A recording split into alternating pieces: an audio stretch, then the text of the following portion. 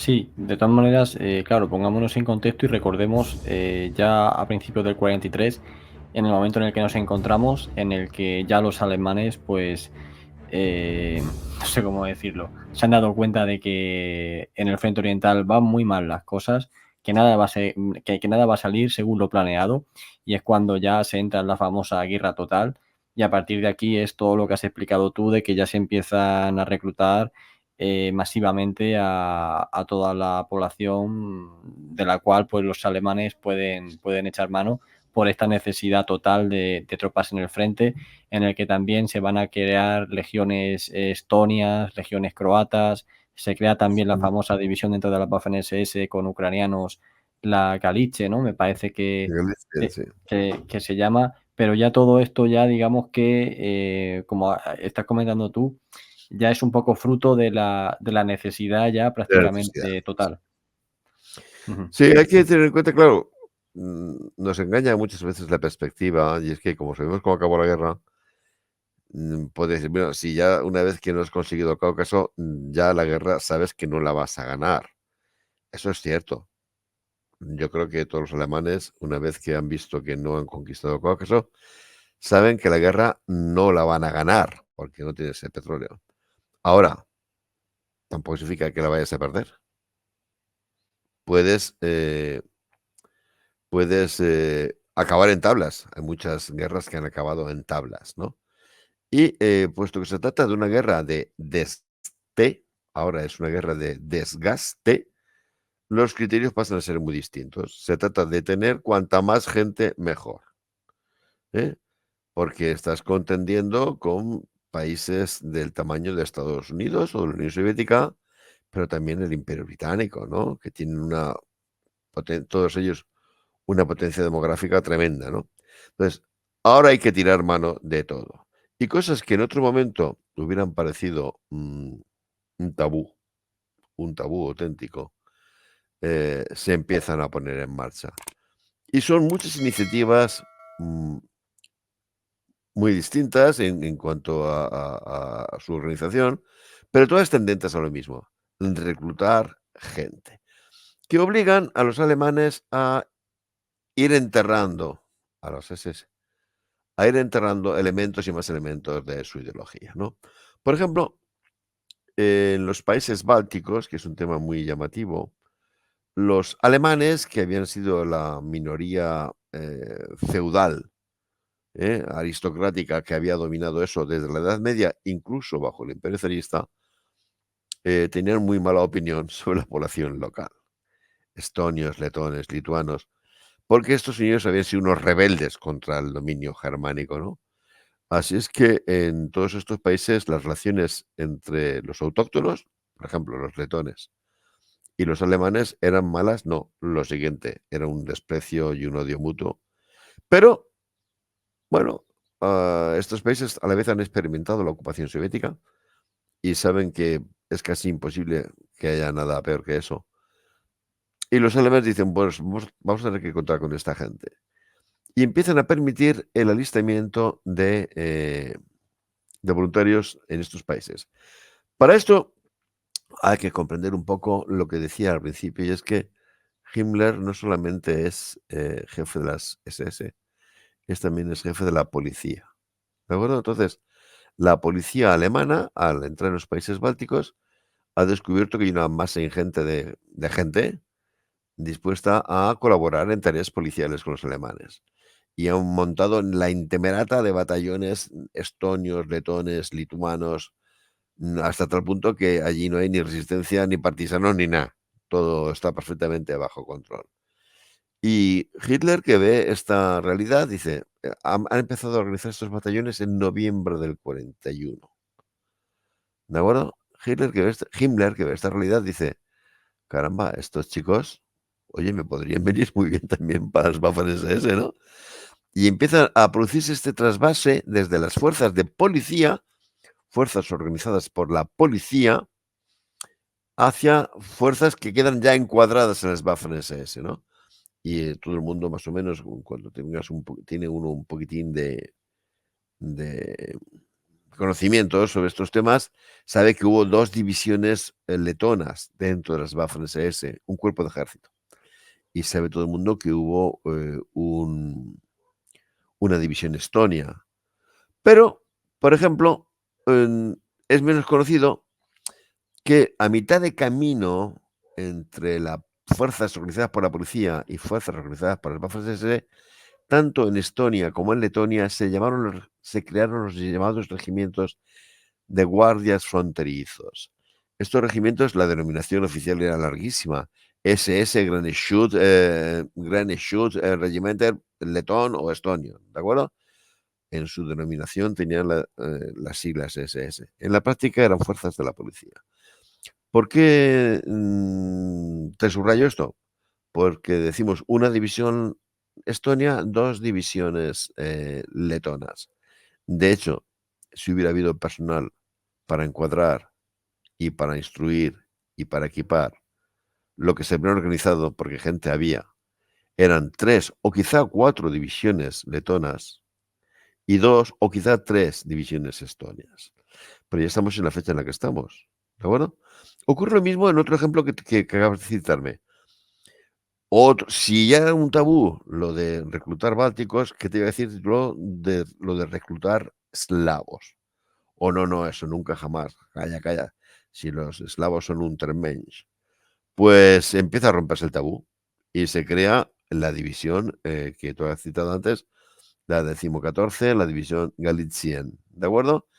Para que la ruptura con respecto al tabú anterior no sea tan radical, en vez de llamarla ucraniana, que es lo que es, se le llama división galiciana, ¿no? O sea, Galicia es la región occidental de Ucrania, ¿no? Y se quiere como que no fuera ucraniana. Pero aquí estamos también otra vez lo mismo. Cuando se piden voluntarios aparecen 100.000 hombres. 100.000 hombres con los cuales se crea una división, la que todo el mundo conoce, la 14 SS Galizien. Pero atentos porque se crean otros 6 regimientos aparte de policía galicianos, ucranianos, ¿no? Lo mismo. Si hubiera habido personal, tiempo y material, se habrían podido crear 3 divisiones de voluntarios ucranianos sin ningún problema. Gente había de sobra, a cascaporrillo. Lo que no había era personal de encuadramiento, porque los alemanes dicen, bueno, sí, voluntarios cogemos, pero fiarnos de estos tíos para mandar los batallones y los regimientos, como que no. Hay que aportar el personal de encuadramiento y los alemanes no tienen tanto. Me refiero a los alemanes de las Waffen-SS. No tienen tanto, ¿no? Eh, estos experimentos son un poco, en esta expresión tan española, ¿verdad? Hacer de la necesidad virtud. Necesitamos esta gente, pues vamos a reclutarla y oye, vamos a cambiar un poco el discurso. Ya no vamos a poner el énfasis en todo este tontuna del germanismo y de la tal, y pasamos a la fase a lo que realmente mueve a la gente. ¿Qué es lo que mueve a la gente a integrarse en las Waffen-SS o en otras ramas de las fuerzas armadas alemanas? No le des más vueltas, es el odio al comunismo. Ni más ni menos, ¿eh? Mm. Pura y simplemente. Y eso bajo el paraguas de defender Europa del comunismo. Claro, claro, eso es a lo que me refería, a un comunismo que ahora ya está avanzando Claro. hacia el oeste. Y luego también esto de los cuadros, ya por último, y ya pasamos al turno de preguntas, esto de los cuadros también es muy interesante porque precisamente las unidades Waffen-SS de élite, ¿no? Porque no todas las unidades Waffen-SS son de élite, por así decirlo, pero surgen estas divisiones hermanas, por ejemplo, la Leibstandarte tiene a la Hitlerjugend, que parte de sus cuadros de mando pasan a la Hitlerjugend, luego, por ejemplo, la Das Reich va a tener a la Berlichigen, y al final es una forma de meter gente nueva, pero meterlos también con veteranos y, pues, entre comillas, hacer que estén preparadas para el combate, sin haber entrado previamente en combate, pero hacer que estén preparadas al combate, pues, digamos, de la forma más óptima posible antes de que llegue ese momento, ¿verdad? Y se hace mediante este Sí, sistema. sí, sí, sí. Es el sistema muy típico de los alemanes. Casi siempre creaban unidades, me refiero también del ejército, a partir de elementos desgajados de otras, ¿no? Pero aquí es muy importante porque estamos hablando de fuerzas en las cuales el espíritu de cuerpo tiene un gran peso específico, ¿de acuerdo? Entonces, es importante que estos veteranos lleguen y te sepan transmitir la sensación de que estás entrando en una élite militar, ¿no? Es muy curioso para que veamos hasta qué punto se está produciendo este deslizamiento ideológico, ¿verdad? En otro momento si tú le dices a los teóricos de las SS en el año 40, ¿qué unidades, qué nombres le pondrías a las unidades que vayas a crear? Seguro que te pensaban en personajes de la historia nazi, ¿no? Pero si te fijas, todas estas divisiones, los nombres que adoptan son personajes de la historia militar alemana. Hohenstaufen, Frundsberg, Gotz von Berlin-Chingen, no tienen nada que ver con el nazismo. Están pensados estos nombres para provocar en los que entren en ellas el que se sientan herederos de una tradición militar germánica, pues de los lasquenetes, que no tiene nada que ver con el nacionalsocialismo, sino con eso, con la historia de los lasquenetes. Sí, sí, pues podemos terminar aquí esta primera parte. Pasamos al Como- turno de pregunta. Fíjate que tanto tú, bueno, como la audiencia lo dejamos justo a mediados del 43, cuando ya para la segunda parte, pues ya van a tomar el protagonismo principal en el campo de batalla, todos estos cuerpos Panzer SS, que ya van a protagonizar, pues eso, la punta de lanza de las ofensivas que están por venir o de Solamente las defensas. me permites un Sí, sí, sí, pequeño sí. apéndice. No, no, es que justamente, digamos, estamos diciendo que vamos a empezar el próximo programa por el verano del 43, ¿no? No, lo que quiero decirte es que la eficacia del concepto se pone a prueba con la ofensiva de Kharkov, ¿de acuerdo?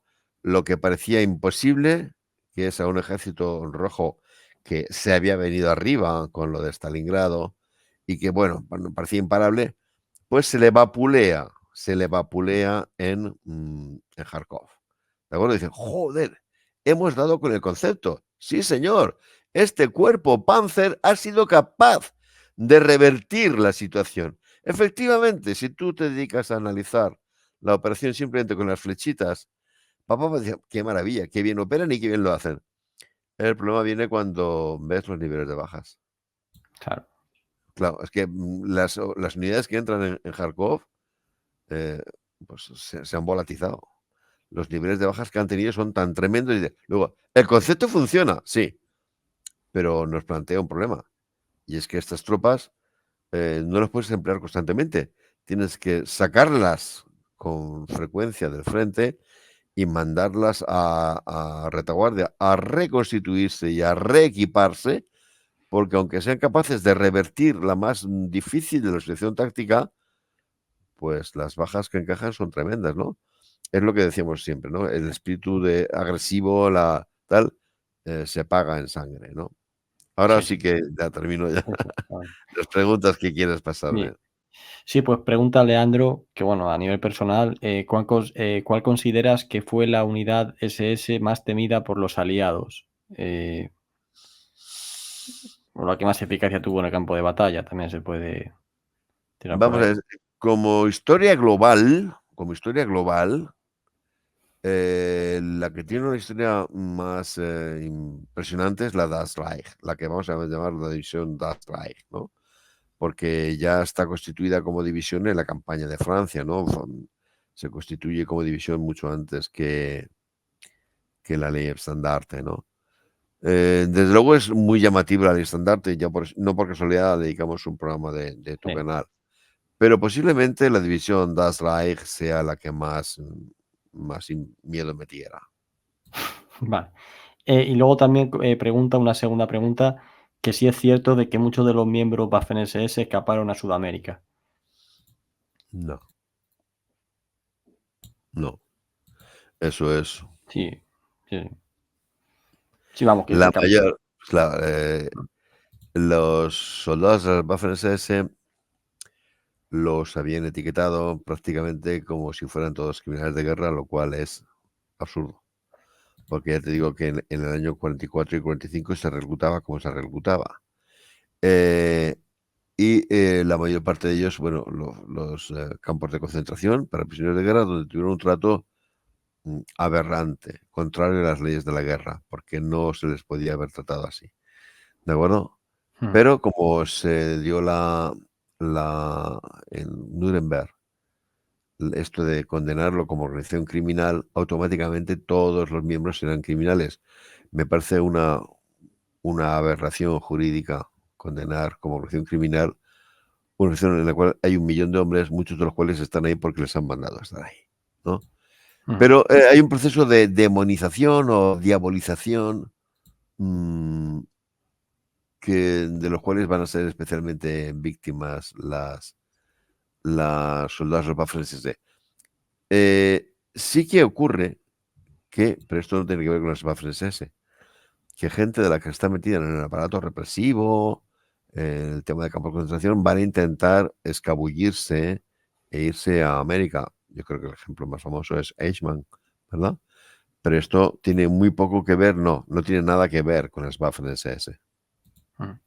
Pues pregunta Henry Chinaski que, bueno, en plan resumen, ¿hasta qué punto fue positivo que gran parte de la élite militar alemana se destinase a las Waffen-SS en lugar de, pues, haber integrado simplemente a la Wehrmacht, ¿no? Al ejército Sí. regular? Que si no se perdió homogeneidad y cohesión y demás. Esa pregunta es muy dificilísima Sí, de responder. Y es un debate que los historiadores militares aplican a muchísimos cuerpos, ¿eh? No solamente a las Waffen-SS. Por ejemplo, mucha gente dice, si tiene sentido destinar a una serie de personas a los commands británicos cuando después tienes una infantería tan mediocre. Sí, este debate yo lo entiendo que es su pregunta, ahora que es dificilísimo responder. Es dificilísimo responder porque, sí, efectivamente, eh, esta gente estás concentrando a la creme de la creme en muy pocas unidades y el resto los estás despojando de suboficiales, de oficiales cualificados, con energía, pero es muy complicado, complicadísimo, porque a la vez hay otro factor, que es el factor emulación, ¿eh? Tú dices, vale, estas unidades, en definitiva, pueden hacer lo que pueden hacer, pero es que crean un elemento de emulación. Fíjate, es muy curioso, todo el mundo más o menos lo sabe, cuando la guerra marcha ya hacia su final, los alemanes empiezan a crear unidades a las cuales ponen la designación de Volksgrenadier Division, división de granaderos del pueblo, ¿no? En ese momento Himmler estaba ya como jefe del reemplazo y ni más ni menos que tenía la idea de imbuir a estas unidades que eran de reclutas normales y corrientes, pero con la épica, ¿no? O la moral de las Waffen-SS. Evidentemente no lo consiguieron, pero siempre está ese tema. ¿No sirven estas tropas de élite para generar un cierto espíritu en el resto de las unidades?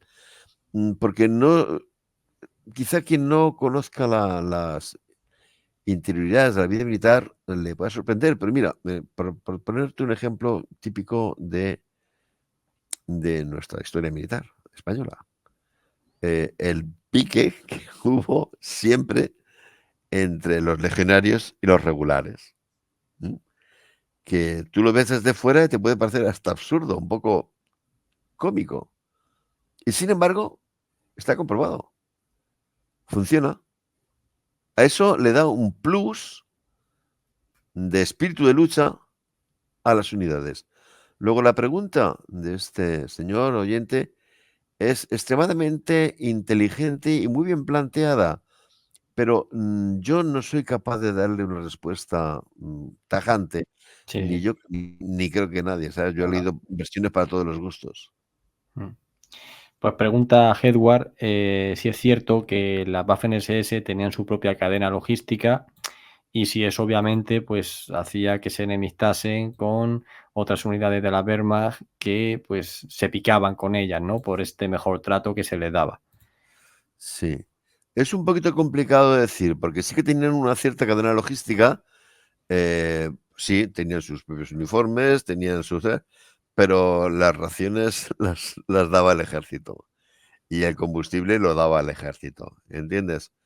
Eh, Intentaron diferenciarse en todo lo que pudieron. Y, por ejemplo, no es una cosa que se suele comentar, pero supieron crear una red de academias militares propias extremadamente eficaz.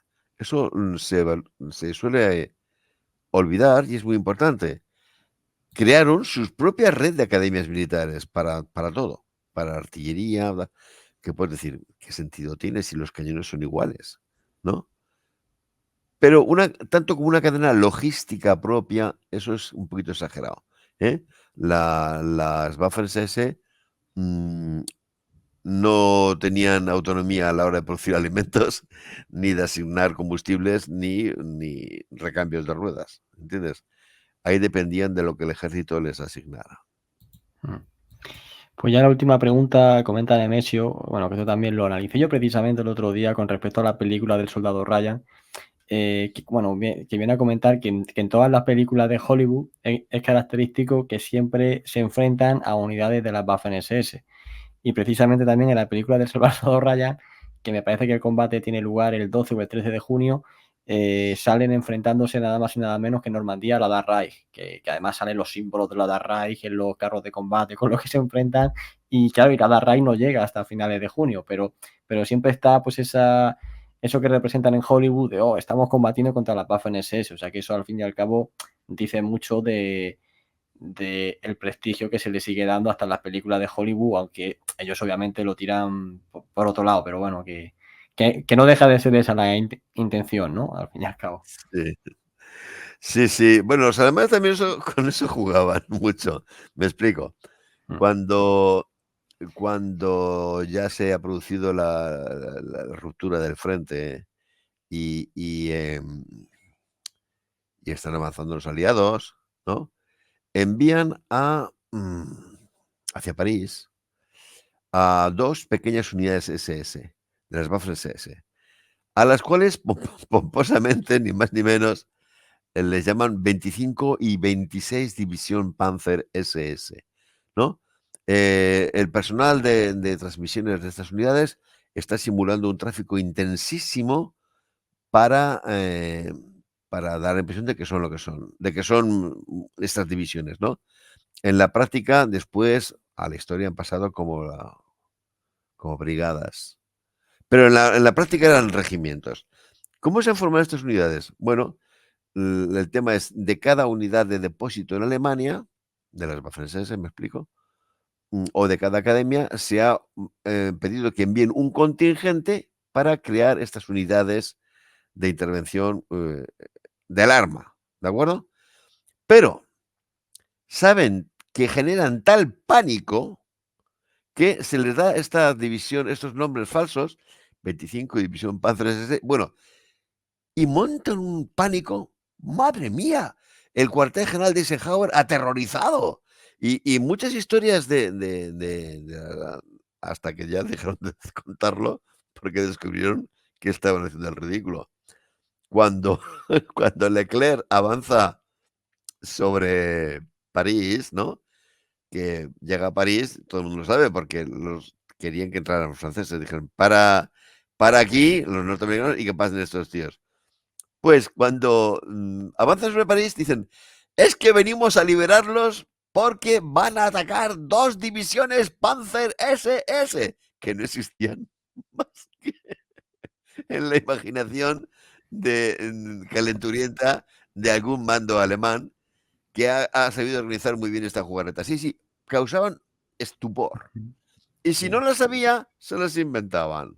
¿Entiendes? Los alemanes eso lo hicieron muy bien.